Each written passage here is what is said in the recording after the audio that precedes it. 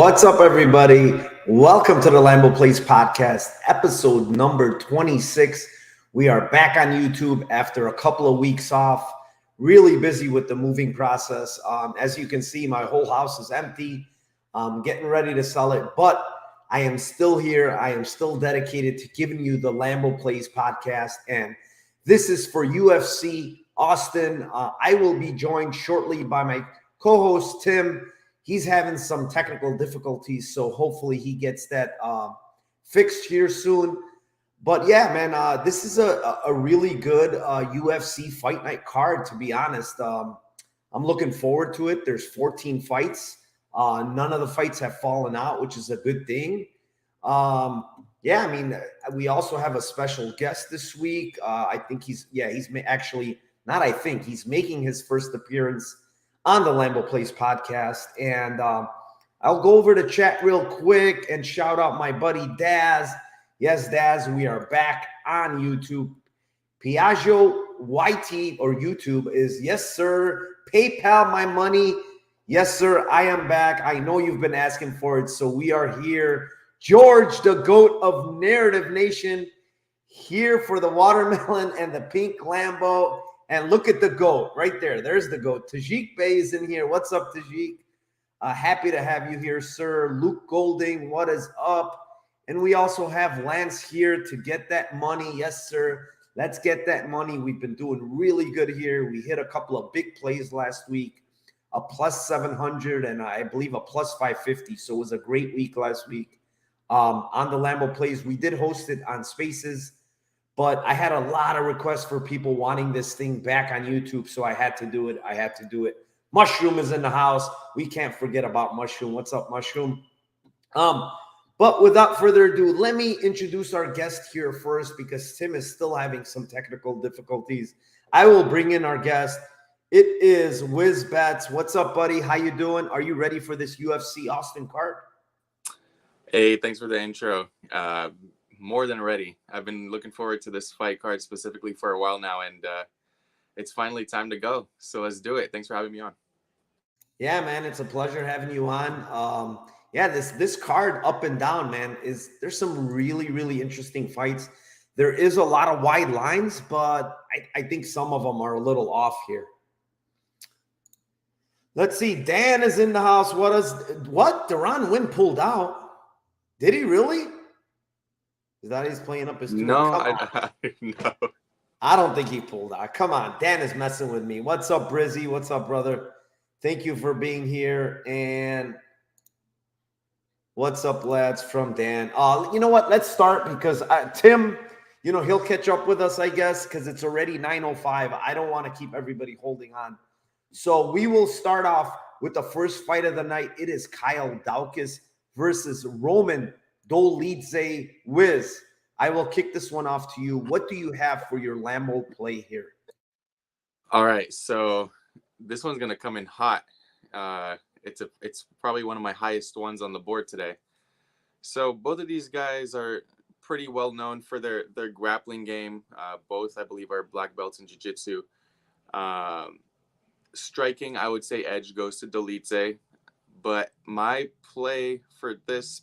My Lambo play for this fight's Daukaus in round 3 by submission at plus 1,200.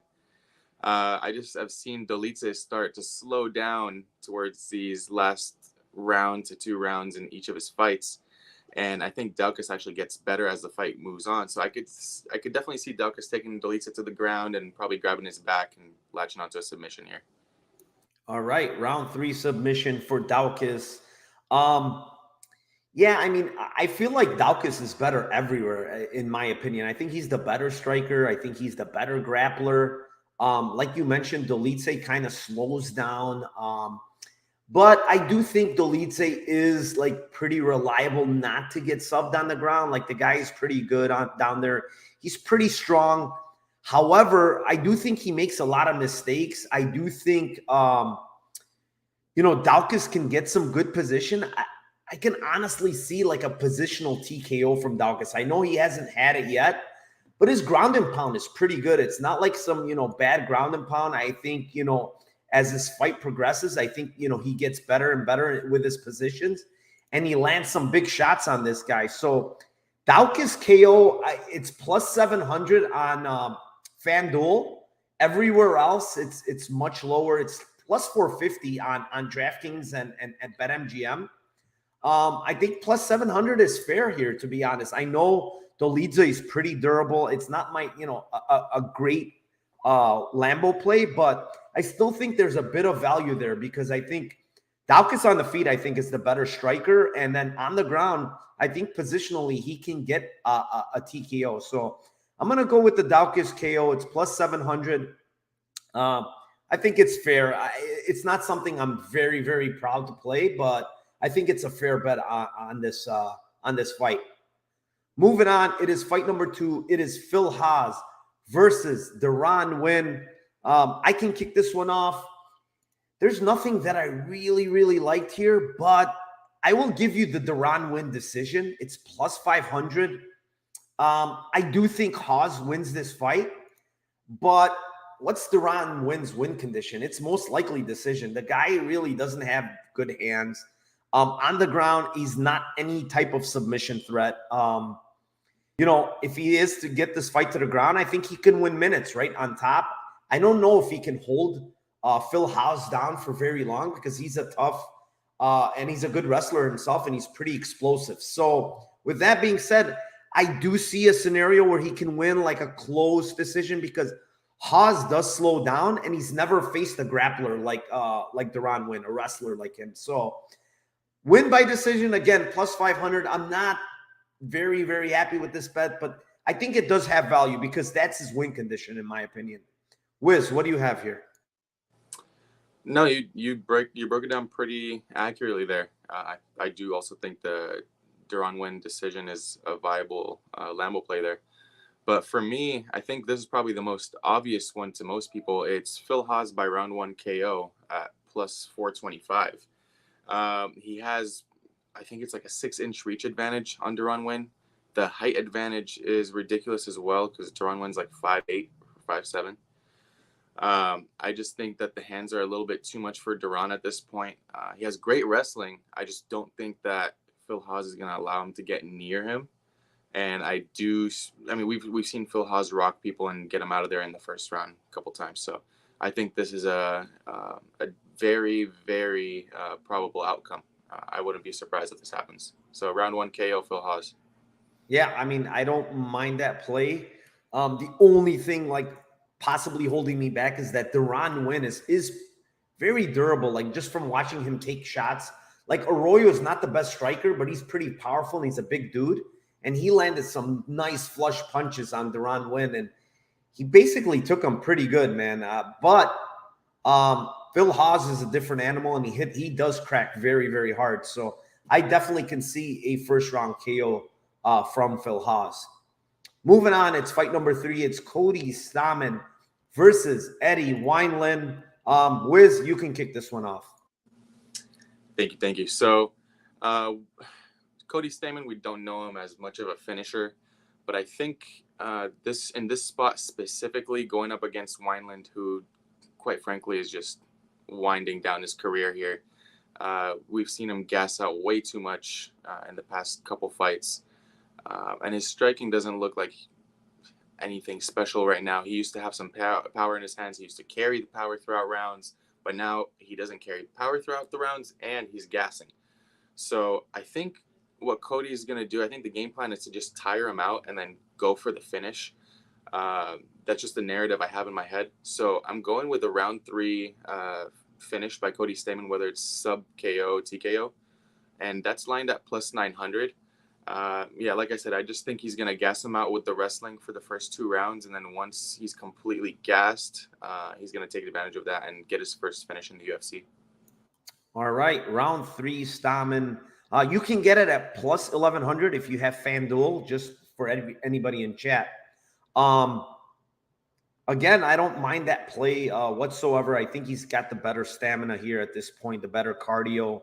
Wineland is slowing down. Everything that you mentioned. I'm going to go with a Toyota Corolla play. It didn't quite hit the Lambo line. It's Stamann by KO. It's plus 270 on FanDuel. and again, it's FanDuel always has these better market prices for props. Everywhere else, it's like plus 225, plus 150. And I mean, the only reason I like this play is because I believe Wineland's chin is toast, man. Like, you look at how Sean O'Malley knocked him out, and his eyes literally rolled back with that knockout. And it wasn't even like he sat down on that punch. It was like a straight left, but not really sitting down on a punch, and it completely knocked him out. And then John Castaneda, again, one punch, like basically knockout against this guy. And I think this guy's chin is toast. And the one thing I can give Stamann, yeah, he doesn't have a lot of knockouts on his ledger, but the guy throws pretty big punches when he does throw. And I think if he just lands one of those, I think he puts out Eddie Wineland. So plus 270, I don't think is a bad shot. And here's the thing. I'm going to tell you something. The guy's a big favorite. He's a huge favorite. Like, and if you look historically at his career, he just doesn't have KOs, right? Why are the books giving you only plus 270 on this guy that doesn't have any knockouts, right? You have to be thinking, like, it has a lot to do with Eddie Wineland and where his chin is at this point, to be honest. Then I don't mind taking a shot on the plus 270 Cody Stamann KO. And besides the fact, he looked like an absolute machine today at weigh-ins. Did you see that? Yeah, he looked like Michael Chandler. He always looks jacked. And I just think Wineland's chin is fucking done, dude. Like, I don't think the guy has a chin anymore. And if it gets touched one time, I think he's going to – the thing is it's not even like he's getting rocked. He's just going out. So it's like one punch might send him out again. So, yeah, moving on. It's fight number 4. It's Gloria de Paula versus Maria Oliveira. You know, as far as a Lambo play, I'm going to go with de Paula KO plus 420. I'm not really big on this play at all because it's women's MMA. It's low-level women's MMA. Yeah, Maria Oliveira is there to be hit, but it's like, I don't know if de Paula can knock her out, but it is plus 420. There's literally no other play I like as far as a prop here. This is the only one I can give you that might have a little bit of value, but honestly, I wouldn't, go out of my way to play this because it's low-level women's MMA. I have no idea, how good de Paula is going to look against this girl, even though Maria Oliveira is not very good. I still think she's decent. She has decent striking, and it might be competitive on the feet. I don't know if de Paula is going to blow her out of the water, so I'm just reluctant to give this play, but that's the only one I can honestly find. And it's de Paula by KO plus 420. Wiz, what do you have? All right, so I'm going on the exact flip side of you. So I actually have Maria Oliveira by KO/TKO at plus 1,000. She has the majority of her wins, 7 exactly, by KO. And I'm just not impressed with de Paula at all. I'm not saying that you should go out and take this as well. I'm on the same side. I'm not too enthusiastic about this play, but I do think Maria Oliveira could get this done. We've seen how many times women's MMA has let us down with these big favorites just getting like knocked out or submitted really early. I think a flash knockout is in store for us this week. Yeah, I mean, that's also possible. Mushroom says Maria is a quitter. I'm not going to go that far, man, because she could have quit against Tabitha Ricci, and Ricci had some great positions on her. I don't think she's a quitter just because, Marina Rodriguez is one of the best fighters at 115, and she stopped her. Okay, it seemed like she quit in that fight, but I wouldn't call her a quitter, to be honest. Like, she could have quit last fight against Ricci, like I said, and she fought all the way till the end. So, yeah, I mean, I don't know, man. Is de Paula anywhere near Marina Rodriguez? I don't think so. So we'll see what happens. Mbe loves Oliveira. I like it. Hell yeah. Let's go Oliveira. So she likes the women's MMA and she thinks Oliveira it is. I don't blame you guys, honestly. Like, de Paula, please, guys, don't bet de Paula minus 270, 280. I don't care how bad Oliveira you guys think Oliveira is. I just don't think that's good to do. Moving on, we will move on to fight number 5. It is Danny Chavez versus Ricardo Ramos. Kick this one off, Wiz. All right. So in this fight specifically, I really like the angle of Ramos by sub at plus 400, who, again, majority of his wins has 7 by sub. And that is his win condition, one of his biggest win conditions, which is just taking it down to the floor, using his jiu-jitsu, taking the back, whichever sub he goes for. I think it's very live in this spot, especially against Chavez, who is more known for his striking. I haven't really seen much of his ground game at all. So, yeah, give me that Ramos by sub. I just don't really rate Chavez at all. And, yeah, that's the play for this week. All right. I am honestly on the opposite side here. I'm not very high on Ricardo Ramos, and I don't understand, this guy being minus 300. This guy, it's hard for him to cover these minus 300 unless he gets that submission. But Danny Chavez is a black belt in BJJ. I mean, he knows what he's doing down there. The other thing that I want to mention is he has very good takedown defense. He's not easy to get down.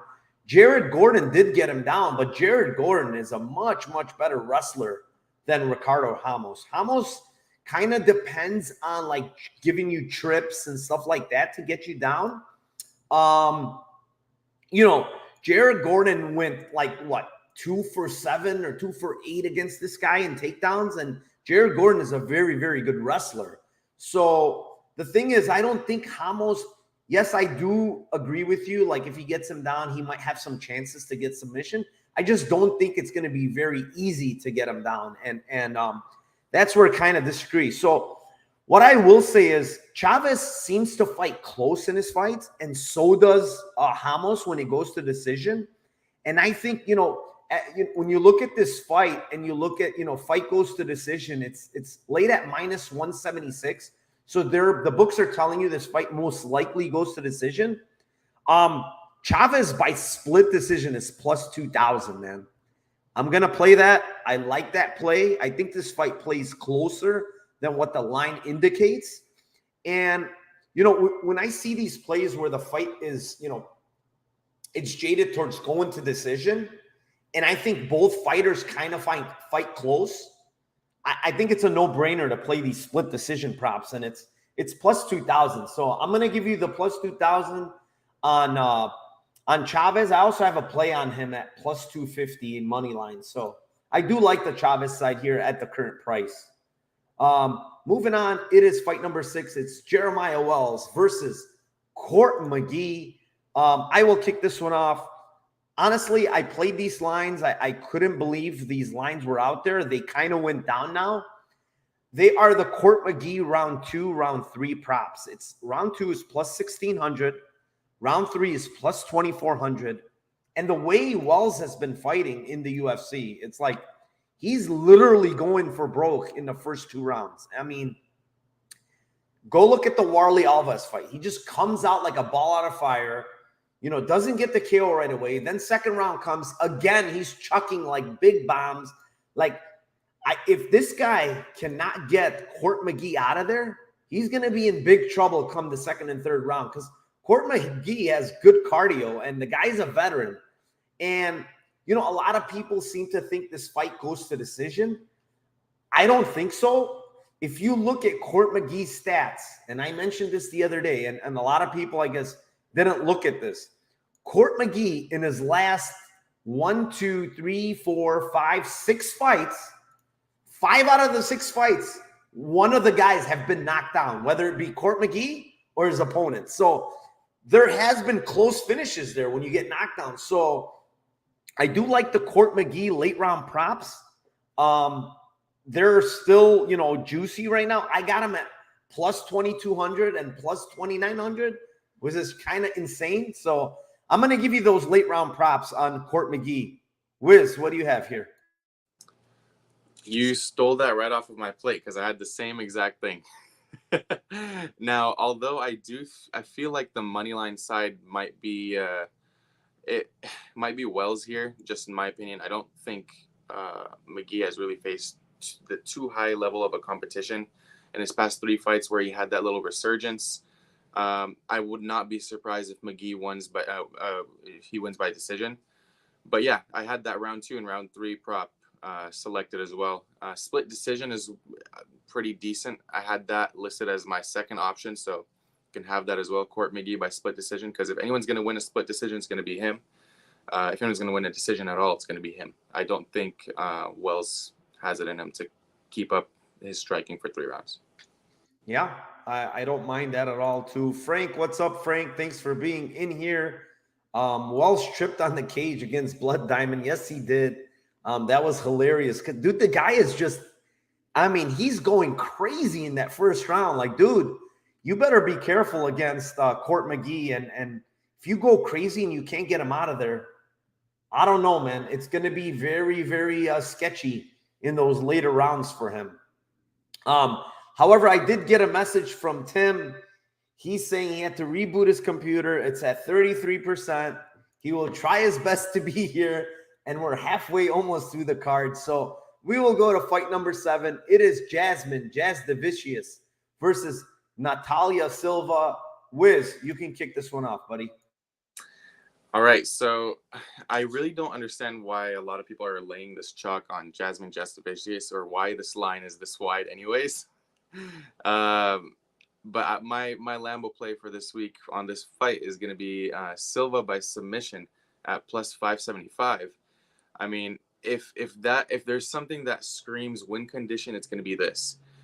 She has 7 wins by submission. There's been way too many 7s in this in this preparation, so I think these 7s are going to hit. But yeah, she's a black belt in Brazilian Jiu-Jitsu. Her win condition is either her getting taken down or pulling guard, getting a submission off her back and like an armbar, or her taking Jasmine down, which I don't think is going to happen, and getting the armbar, because Jasmine's pretty large for the weight class.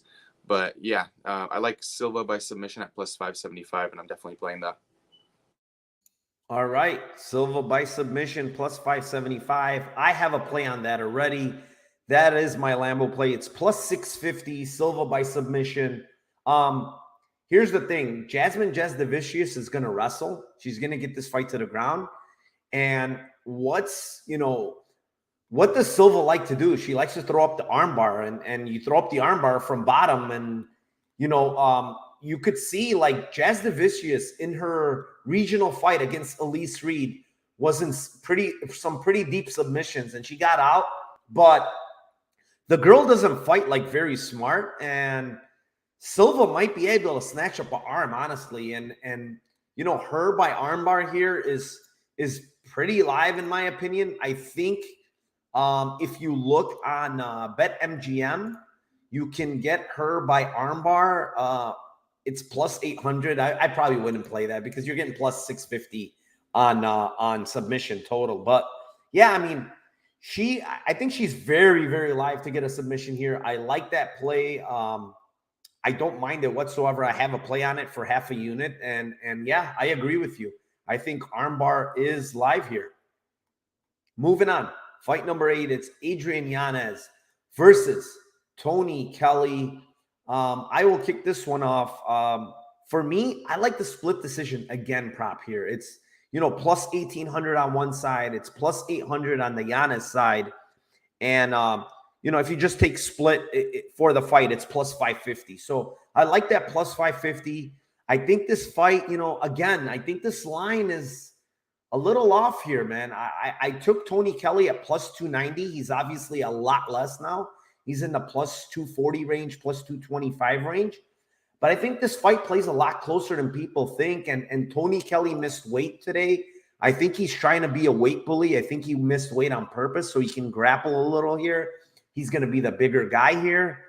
He will have a little bit of size advantage, not by a lot, but he is a little bit taller. He is a little bit longer. And yeah, man, I think he could incorporate some takedowns here. Not that he's going to sub Yanez or anything, but, winning minutes by getting some takedowns, making the fight a little close. I don't mind it whatsoever. And again, the split decision prop is plus 550. The one thing you could see with, with Tony Kelly, he's been to split in 2 out of his 10 fights, right?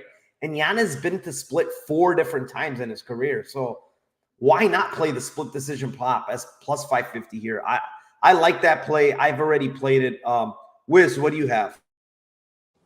So I actually have two on this fight specifically. One of them you kind of hinted at being the Tony Kelly by submission. That's one of them at the plus 1800. Reason being, I really don't think this fight is that far off. Like, I don't think it's, again, this line is way too wide. Yanez was getting lit up on the feet by Randy Costa. And Tony Kelly, when he fought Randy Costa, he just gave it to him. He had it to him from minute 0 all the way until end. So if you're having trouble with Randy Costa, just doing MMA math here, I think, which doesn't always work, but I think Tony Kelly could keep this fight really, really close. And I think this might be fight of the night, in my opinion. So yeah, Tony Kelly by split at plus 1800, and then Tony Kelly just by points at plus 550 is also really solid. I'm going to play the split myself. Awesome. Yeah, I agree with most of your points here. Mbae is asking, fight goes the distance. Yes, I like fight goes the distance. I think both guys are very, very durable. I don't think, I think the finishing upside is on the Yanez side, but I don't think he stops Tony Kelly, man. This guy's very, very tough. He's a veteran, even though he doesn't have a lot of fights. The guy fights like a vet. He knows what to do in there. And I don't think either one of these guys is getting stopped. I think this fight goes to distance. The current line at fight goes to distance is, man, it's plus 116. I didn't even know that. God, I might play that. I don't know if do I have a play on that yet? No, I don't. Yeah, I like that, man. I think I'm going to play that. How did I miss that? Thank you, Mbae, for even mentioning it, because now I'm going to play it. Dan says it's plus money. Yeah, I like that play. Moving on here, it is fight number 9. It is Julian Marquez versus Gregory Rodrigues. Go ahead and kick this one off, Wiz. So this is another fight that's pretty tricky. Both black belts and jiu-jitsu, solid ground game from both. I do like Gregory Rodrigues' Robocop. I'm just going to call him Robocop. I like his takedowns a lot. It's going to be pretty tough to hang in there on the feet with Julian Marquez because he has some solid striking himself and he has some power. I do like this is probably the lowest line prop that I'm going to give out tonight. It's the Rodrigues by submission at plus 350. I just think that he can get Marquez down to the ground and take his back. He's a much bigger dude, in my opinion, than Marquez. And Marquez knows how to lose rounds and then just find a way to get a sneaky knockout. That's just my read on the fighter. So I'm going to take that Rodrigues by submission. Yeah, I'm right there with you. I made a play on official play on Rodrigues by submission. It's plus 420, so it's still a good price.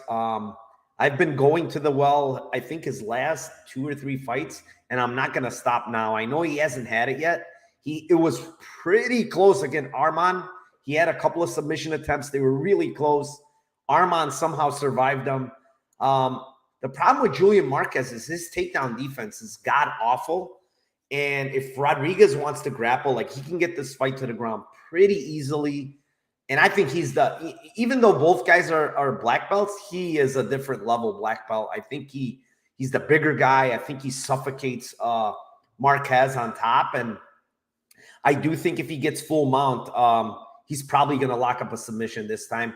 And someone also mentioned, I don't know if it was on Spaces or where I heard it, but Rodrigues tweeted out or put something out with a bunch of his submissions as far as, like, in his grappling fights and stuff, and basically saying, I'm going for submission this fight. So we'll see. I'm jumping on that train again. It's plus 420.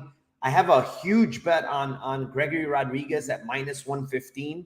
I got the opening line, which was it's completely gone. But yeah, I like Rodrigues in this spot, man. I think it's a terrible matchup for Marquez. I think Rodrigues has him covered everywhere. And a lot of people are saying, his chin. I think his chin is pretty good. Go look at what Arman landed on this guy. And Arman is a very, very powerful striker, man. I don't, everybody's overrating just because of one knockout against Williams. All of a sudden, this guy's chin is no good. Like, his chin is pretty good, if you ask me. Yeah, he has a chin. That's for sure. And that fight against Petrosian, he ate plenty of shots, and all of those were clean. So the one thing I'd be concerned about is striking defense. But chin, he has plenty of that. Yeah, I mean, Mba's saying Park hurt him. Yeah, he hurt him, but he recovered. Like, I mean, it's MMA. It's right. You get hit in the right spot, you're gonna get hurt. Hit behind the ear, your equilibrium's gone. Like, you can get hurt, but he recovered. And listen, I think go watch the Petrosian fight. If you think this guy doesn't have a chin, I think a lot of people will get knocked out, and he survived some of those shots from. And Petrosian is a big, big hitter. So, yeah, I mean, I think his chin is pretty decent, to be honest.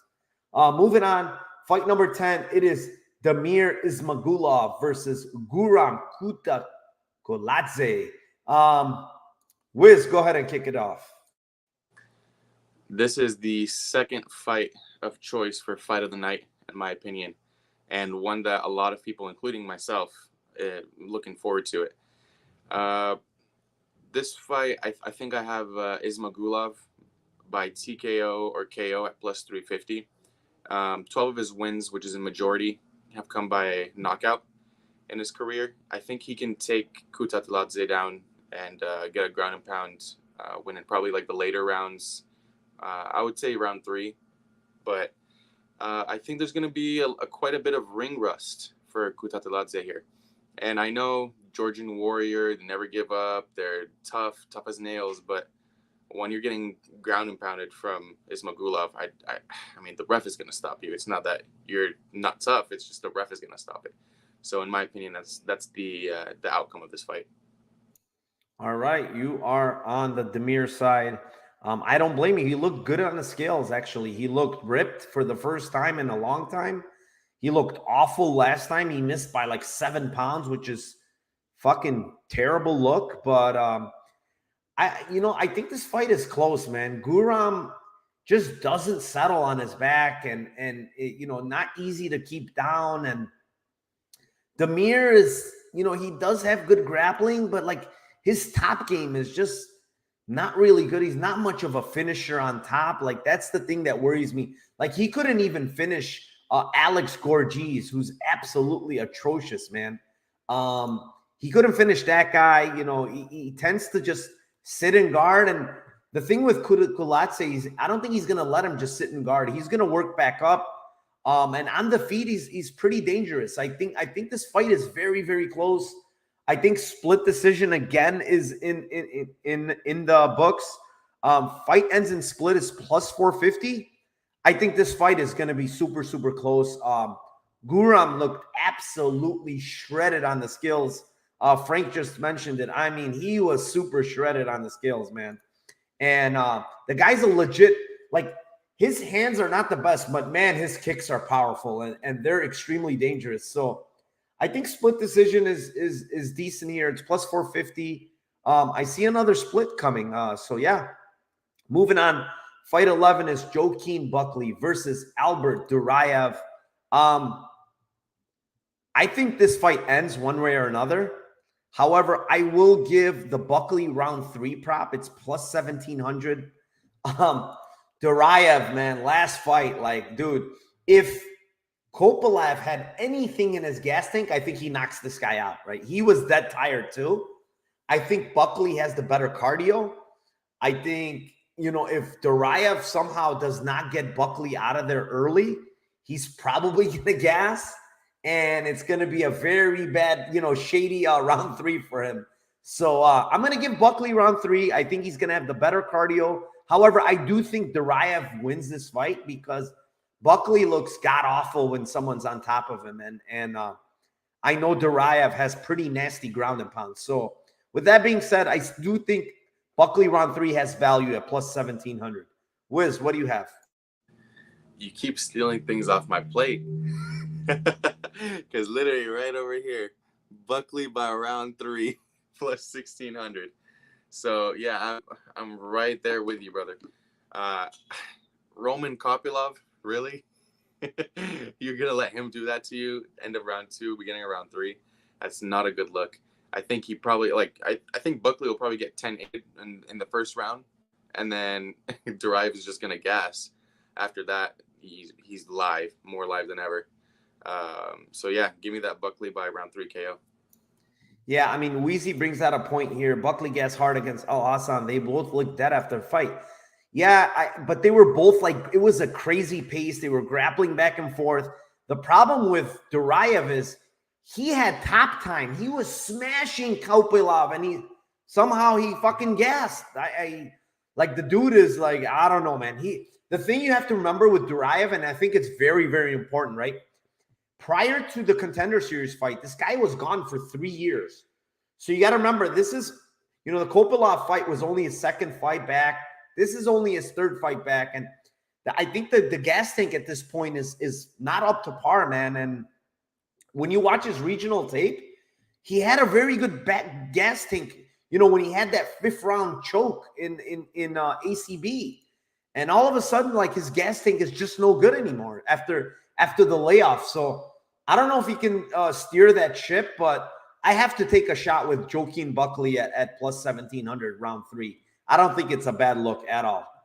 Moving on, it's fight number 12. Tim Means versus Kevin Holland.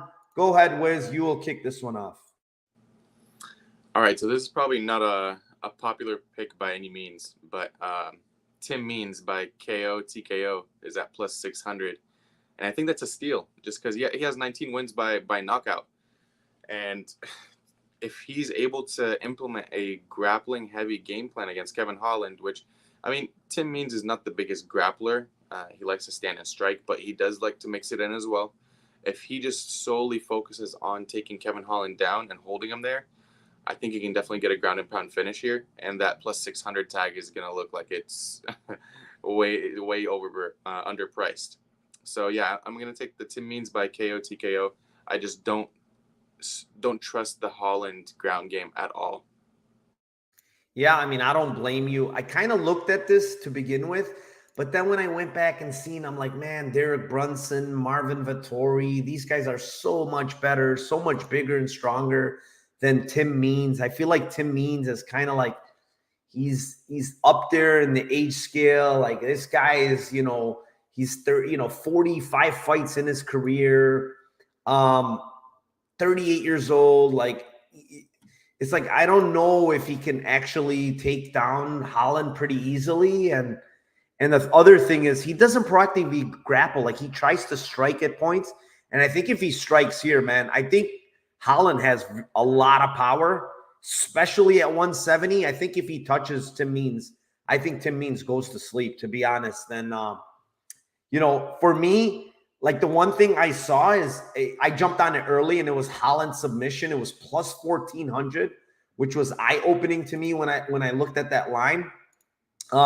I think a club and sub is very, very live here. So the submission right now is at plus 900 on FanDuel. I still think it has value. I still think the club and sub is very, very live here. So, yeah, I'm going to go with Holland submission. It's plus 900.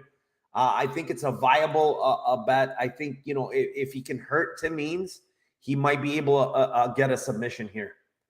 Moving on, it's fight number 13, and it's Donald Cerrone versus Joe Lauzon. I will kick this one off.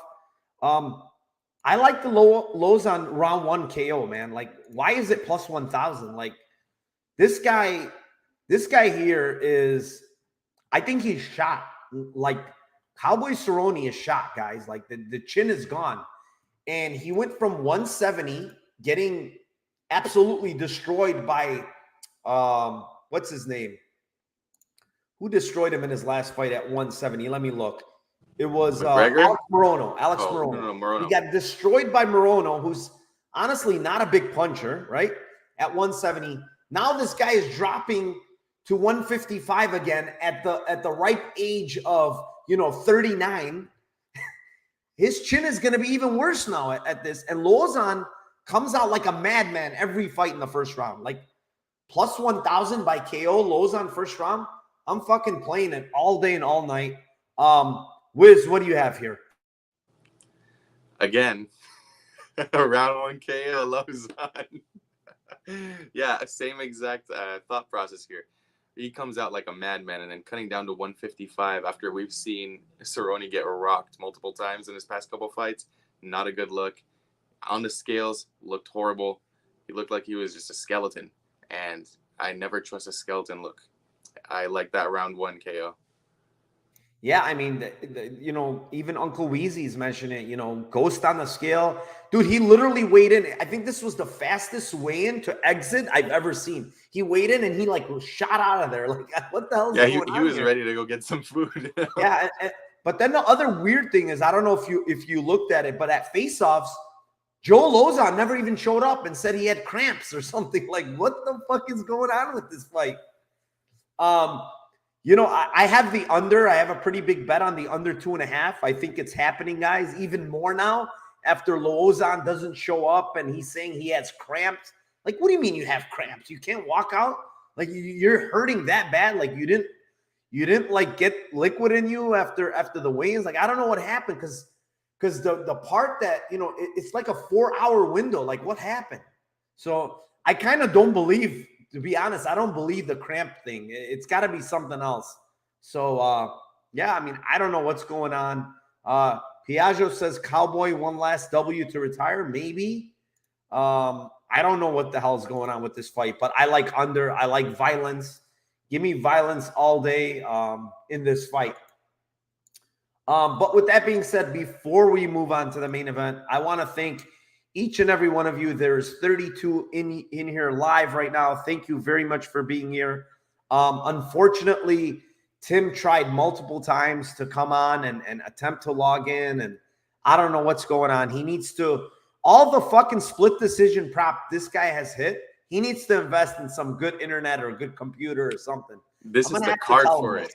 What is it? Literally this is the card for split decisions. I'm telling you that because there's way too many spots that I feel like a split decision is very live. Live. I have 3 of them, and there's one more on the ledger, so I have 4 total. So yeah, man, I like a lot of split decisions here. I think these prices are a little wide here, but yeah, I mean, again, I want to thank each and every one of you. Please hit the like. Please subscribe to my channel. It helps. Throw in some comments too. Comments are always welcome in on YouTube because, again, that somehow plays into the algorithm. I don't know how. Don't ask me. Just throw in some comments and I'll respond on there. With that being said, we will move on to the main event of the night. It is Calvin Kattar versus Josh Emmett. I think this is a banger, a very, very good fight, but I will let you, Wiz, kick this one off. Go ahead. All right. So I think we're kind of on the same page here, given what you said about those splits. I think this is a Kattar by split / majority decision. Now you can get both together as an or bet. You line it up at +600. So if he wins by split or majority decision, it's +600. I don't think anyone's going to get taken out here. Emmett might win 1 or 2 of the early rounds, but then I think Kattar comes alive and just pushes on a pace that Emmett cannot quite comprehend or follow.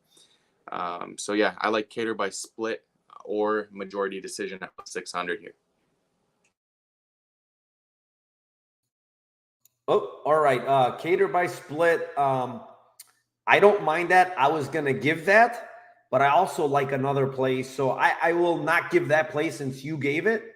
I like the Kattar late round props, man. It's, you can get +2,500 round 5. You can get +2,000 round 4. I think those are very live. The guy's been 5 rounds. He knows how to go 5 rounds. Emmett, yeah, he's gone 3 rounds. He looks like he's in good shape. But listen, if you've never been 5 before, you just don't know how it feels. And the other thing is, this guy, Kattar, just does not stop coming forward, guys. He just doesn't stop. And he's going to continue to push the pace. I think, if he continues to push the pace in round 4 and 5, I think he's going to have Emmett in trouble. And I do agree with you. I think this fight most likely goes to the scorecards. But how can you not play Kattar, a guy that has very, very good cardio? He's been 5 rounds before. He comes on late in these fights. And, you're getting +2,000. You're getting plus, whatever, 2,500. I think those are viable plays. And again, I do like your split decision prop because I think it's Emmett kind of early and Kattar kind of late. So, Yeah, I agree with you. But I do like the late props here on this fight. With that being said, I am going to give Mushroom and everybody else my Lambo Parlay. I don't know if you have one, Wiz, but I do have one. I will give it out. My Lambo Parlay is Rodrigues submission plus 420. Fight ends in split decision for the Kutateladze fight at plus 450. And Kelly Yanez fight ends in split decision at plus 550. I have no idea what it pays. I'll run it. But Wiz, give us your Lambo Parlay. All right, so I have the Buckley by KO. I have the Kattar by the split or majority decision, and I have Lauzon round 1 KO. I don't know what it pays as well.